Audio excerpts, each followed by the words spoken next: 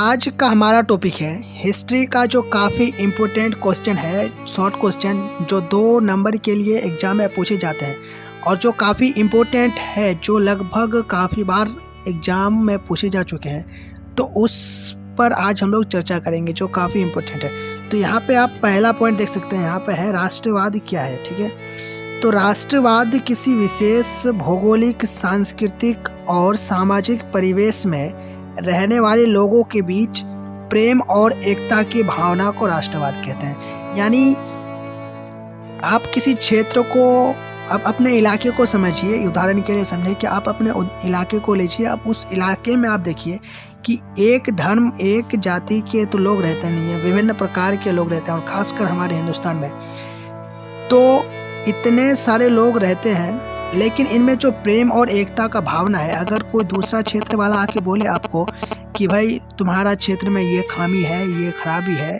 यहाँ के लोग ऐसे हैं, तो आपको बुरा लगेगा। और इसी तरीके से आपके क्षेत्र में जितने लोग हैं उन सभी को बुरा लगेगा। तो ये जो प्रेम और एकता की जो भावना होती है, इसी को राष्ट्रवाद कहते हैं।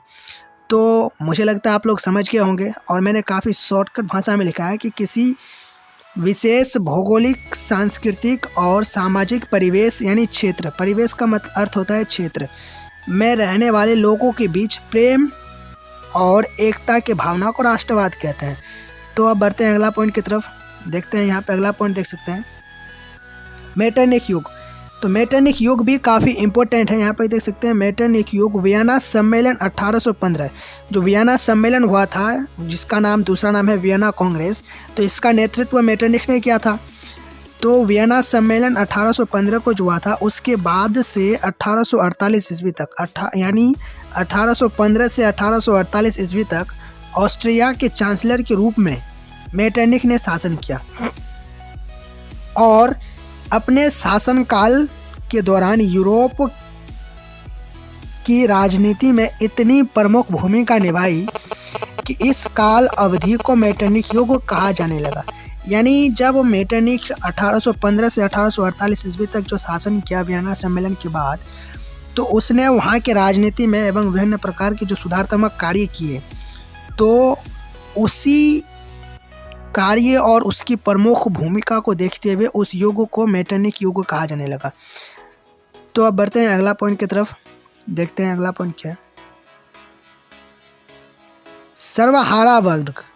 तो यहाँ पे सर्वहारा वर्ग का मतलब यहाँ पे ये होता है कि समाज का वैसा वर्ग जिसमें किसान, मजदूर एवं आम लोग शामिल हो, उसे सर्वहारा वर्ग कहते हैं। यानी जो नीचे तबके के लोग होते हैं, जो गरीब होते हैं, जिनकी स्थिति, आर्थिक स्थिति काफ़ी दयनीय होती है, जो गरीब होते हैं, तो उनको सर्वहारा वर्ग के अंतर्गत रखा जाता है। तो जो लोग गरीब हैं, किसान हो, मजदूर हो, या फिर वो किसी भी प्रकार का कार्य करते हो लेकिन वो गरीब है, तो उसे सर्वहारा वर्ग के अंतर्गत रखा जाता है। ठीक है, तो सर्वहारा वर्ग आप लोग समझ गए। अब बढ़ते हैं अगला पॉइंट की तरफ। देखते हैं, यहाँ पे एक देख सकते हैं, यहाँ पे एक तरफा अनुबंध व्यवस्था क्या है, या एक तरफा अनुबंध व्यवस्था किसे कहते हैं। तो यहाँ पे देख सकते हैं, एक तरफा अनुबंध व्यवस्था जो है, ऐसी व्यवस्था जिसके तहत जमींदारों को असीमित अधिकार प्राप्त था, जबकि मजदूरों को किसी प्रकार का अधिकार प्राप्त नहीं था। यानी यहाँ पे इस तरीके से समझिए कि अगर कोई ज़मींदार है तो वो मजदूरों के साथ जिस तरीके से उनसे जैसे चाहे वो उस तरीके से मजदूरों का शोषण कर सकते थे।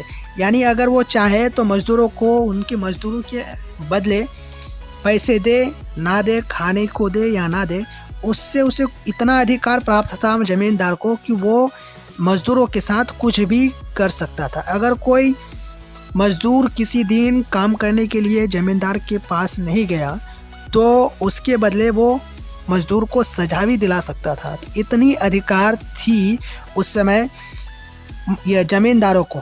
लेकिन उसके विपरीत अगर बात करें, मजदूरों को किसी प्रकार का अधिकार था या नहीं, तो मजदूरों को उस समय किसी भी प्रकार का अधिकार नहीं था। या ना तो अगर उसका यह ज़मींदार उस पर अगर किसी तरीके से बदसलूकी करता है, तो उसके खिलाफ मजदूर किसी प्रकार से आवाज़ भी नहीं उठा सकता था, क्योंकि उसके पास उसके अलावा और कोई चारा नहीं था, क्योंकि उस समय कानून को उस तरीके से बना दिया गया था कि ज़मींदार जिस तरह से चाहे उस तरह से मजदूरों का शोषण कर सकते हैं। तो अब बढ़ते हैं अगला पॉइंट की तरफ, देखते हैं। यहाँ पे देख सकते हैं अगला पॉइंट है कोलोन से क्या समझते हैं या कोलोन क्या था।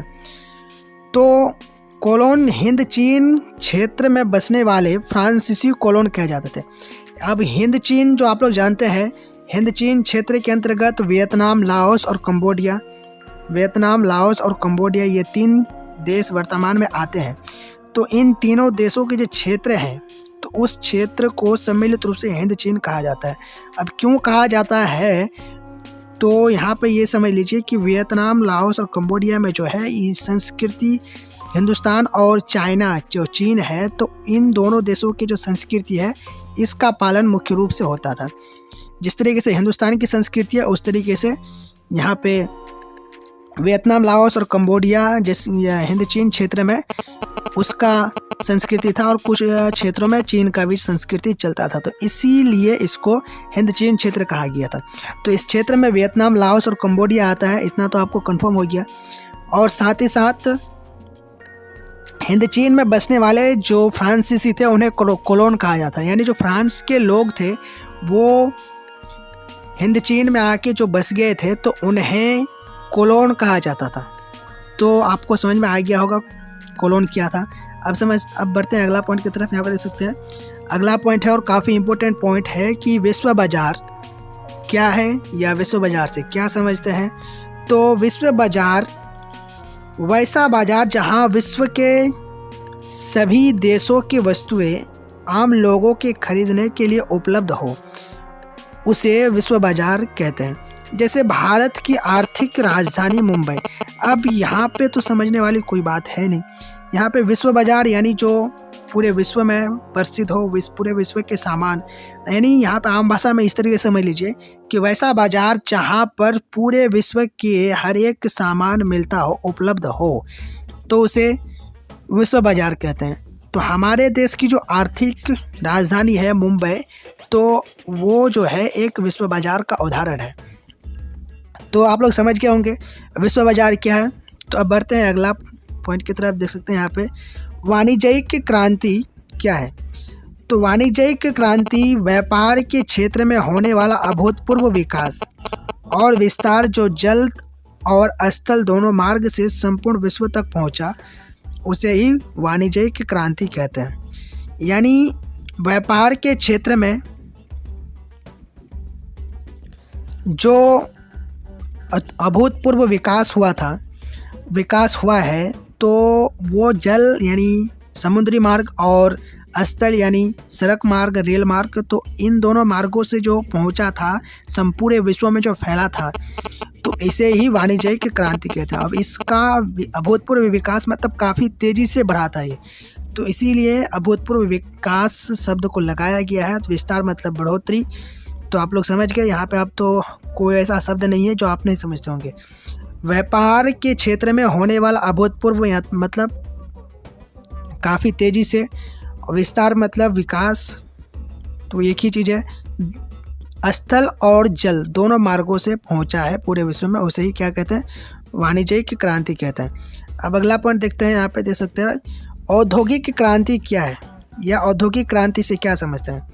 तो औद्योगिक क्रांति वाष्प शक्ति से संचालित मशीनों द्वारा बड़े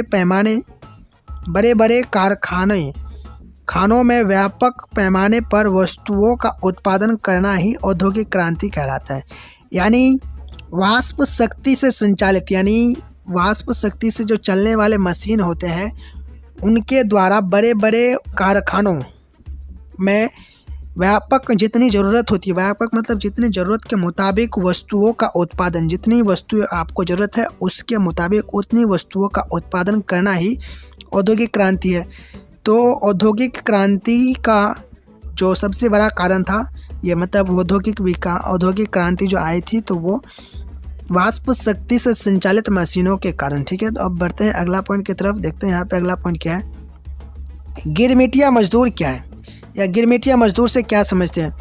तो गिरमिटिया मजदूर जो है तो औपनिवेशिक देशों के ऐसे मजदूर जिन्हें एक निश्चित समझौता द्वारा निश्चित समय के लिए अंग्रेज अपने शासित क्षेत्रों में ले जाते थे, उन्हें गिरमिटिया मजदूर कहा जाता था। अब यहाँ पे औपनिवेशिक शब्द समझते हैं। तो औपनिवेशिक शब्द मतलब ये समझ लीजिए कि जो शक्तिशाली देश किसी गरीब देश को में शासन करता है और गरीब देश के संसाधनों का उपयोग शक्तिशाली देश करता है, तो जो गरीब देश है वो शक्तिशाली देश का उपनिवेश कहलाता है।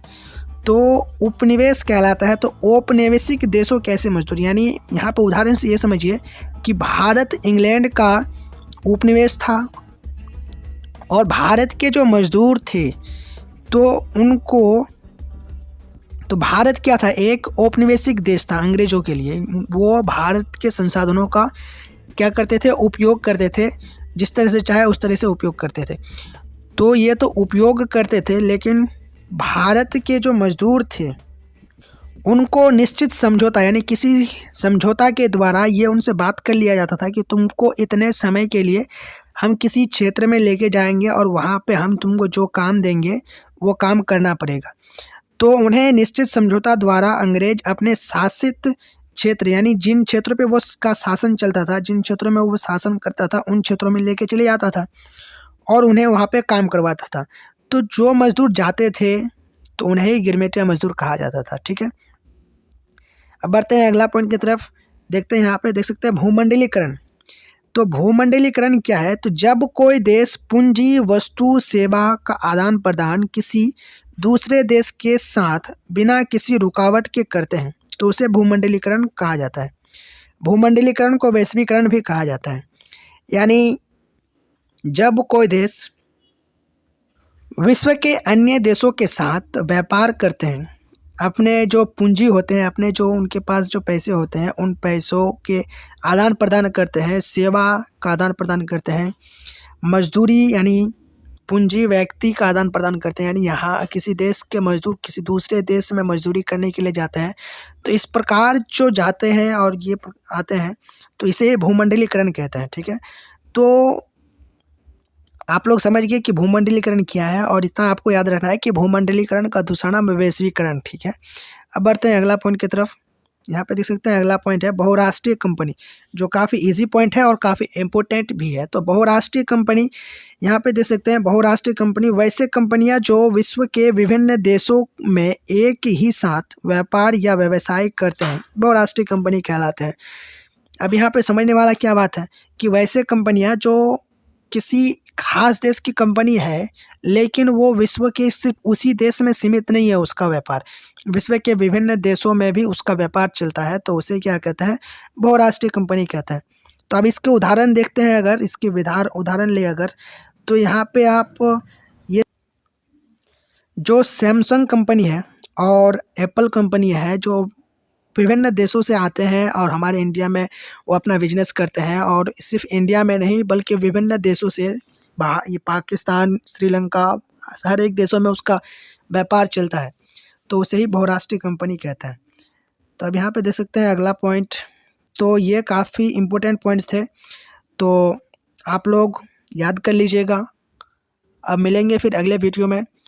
तो उससे पहले आपसे एक रिक्वेस्ट है कि अगर आप हमारे इस चैनल में नए हैं तो प्लीज़ चैनल को सब्सक्राइब कीजिए और बेल बटन ज़रूर दबाइए, और साथ ही साथ अगर आपको ये वीडियो अच्छा लगा होगा तो वीडियो को लाइक ज़रूर कर